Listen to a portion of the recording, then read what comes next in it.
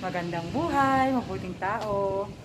At saka po nga ni King Eskwela, ayan, magkabapumanayang pasang outputs, ang po pong module da. Ayan, ay isipan ko pong mag-vlog nini. Kumusta la? Yung paman niya budang module, paman ng serdang module. At sasabihin na rin anak, ayos mo po. Siguro para pareho na kung may mag-adjust, mapapingari, teacher ang pang estudyante. May mag-adjust na ketang first week apigdalanan tamo, mapamodular man yan, online o digital. Atin ng anak may papasuko, kesyo magkasakit la, king setup, ang popitang dakal gagawan, ding anak, makanyan. Kasi, unlike kapag face-to-face learning, teaching, datang lang 7:30, kay ba't muli lang, sabi natin tang kapatid, kutang bunso pa rin klase na, amin misda ka no itang face-to-face learning, kasi lumablapi naman 7:30, kay ba't muli lang alas 4, kaya rin ay taalana, painawan nala, gawan dan itang buridang gawan. So, once a teacher, forever a student. So, nung mag-adjust na po rin pengari, mag-adjust na rin anak. Hanggang kami po teachers, mag-adjust kami mo naman. Pero, sabi natin, alang imposible nung abayan tamong sipag, sikap, tiyaga, ang po pang kasalpantayanan, tinga po din. Alam pasan tamongan. Kabyusan tamongan, yung pagdala ng tamong ini. And datang yung panahon, may kitikit tamo rin personal, mag-face-to-face tamo. At nung ini pa, salamat tamo kay nga pong ino, huling. Yes. Mag-vlog ko pa mo, ya? Ayan o, mag-vlog ko pa mo. Ayan, alam mo rin, chuchu and friends.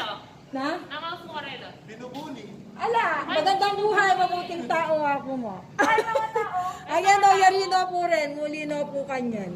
Magandang buhay. Ingat, God bless. Sige. Ay, tapo. Ay, ako rin ko ba may yari nandin. Yan, nakakalimutan ko na. So, ito, happy na po actually, ngayon po yung day na enake po may module ka rin anak. Na kami may module ka rin anak. Pauli na nitang mangumpleto na lang mo pong requirements. On December 12, last api na po ito end po ni first quarter and by January 4, second quarter na. Ayan. Alagpasan tamo rin po yung bagay-bagay. Kailangan mo po talagang magtiwala kay nga pong Ginoo.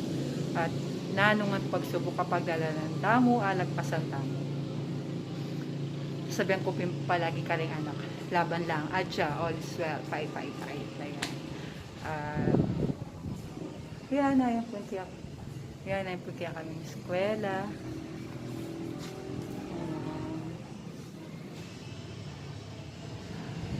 Ay, nakamiss din itang Merakap school. Face-to-face learning, pero sabi natin, safety protocol first natin. So, kailangan tayong tokyan in safety protocol, safety measures. Bakanta, ayawasan tamo po in virus o maging safe tamo po.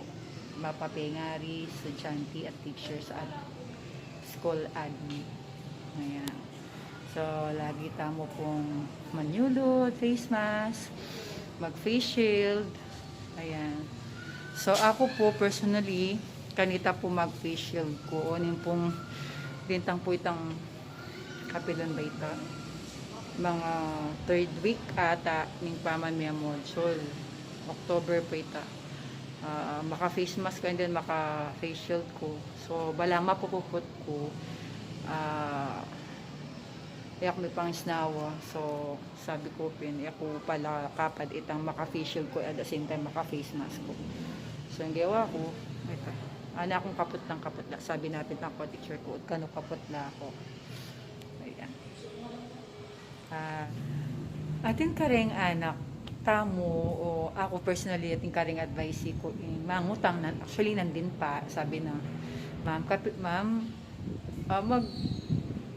Ma'am, mag face to face ta na po baking January yan. Sabi ko, nakalipay ako. Siyempre, hanggang naman ikata mo, burita mo mag face to face. Pero, siyempre, education is important. Pero, mas mahalagay o mas maulagay yung kakatamong health. Ayan. Mas ngayon panahon na ini, waman maulagay ang edukasyon, pero lakwas siyang maulagay yung kakatang kalusugan. So, ita yung priority tamo. Kasi, yung pamag-aral, ayan, atsyon naman ken. Ayan. Pero, pag yung tao, may sakit siya, may kavirus siya, may walayo, emon kumbaga, magdili-dili yan. Emon apalit. Pero in education, nung atin mga anak ka, di ba, wari po pa siya ating anak ka may babagsak, balikan date ang subject, o kaya magbalik la, ganyan. Nano nga po ipagdala ng tamo, may labas mo rin po. Manalig at magtiwala tamo po, kaya nga po. Sige po, God bless po.